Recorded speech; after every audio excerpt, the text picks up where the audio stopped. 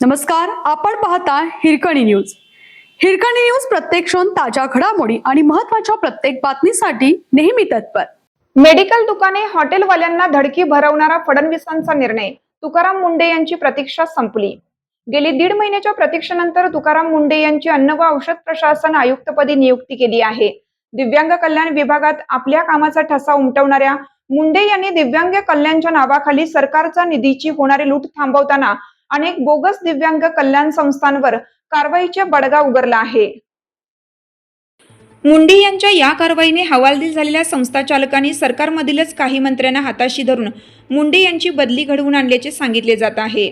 दिव्यांग कल्याणमधून उचलबांगडी केल्यानंतर मुंढे यांच्याकडे मदत आणि पुनर्वसन विभागाची जबाबदारी सोपवण्यात आली होती. मात्र तेथील विद्यमान प्रधान सचिव विनीता सिंगल यांनी आपले राजकीय वजन वापरून आपली बदली रोखण्यात यश मिळवलं होतं. नाशिक कुंभमेळ्याच्या आयोजनात मदत आणि पुनर्वसन विभागाची जबाबदारी महत्त्वाची ठरणार आहे. या कुंभमेळ्यासाठी केंद्र सरकारकडून येणारा हजारो कोटींचा मदत निधी आणि पुनर्वसन विभागाच्या माध्यमातूनच कुंभमेळ्यासाठी खर्च होणार आहे. अशावेळी मुंढे यांचा आजवरचा पारदर्शी कारभार लक्षात घेतल्यास कुंभमेळ्याच्या कामात मुंढे यांची अडचण ठरण्याच्या धास्तीने मुंढे यांची मदत आणि पुनर्वसन विभागात झालेली बदली रद्द करण्यात आल्याचे सांगितले जाते. मुंढे यांच्याकडे सरकारने नव्या पदाचा शोध सुरू केला होता.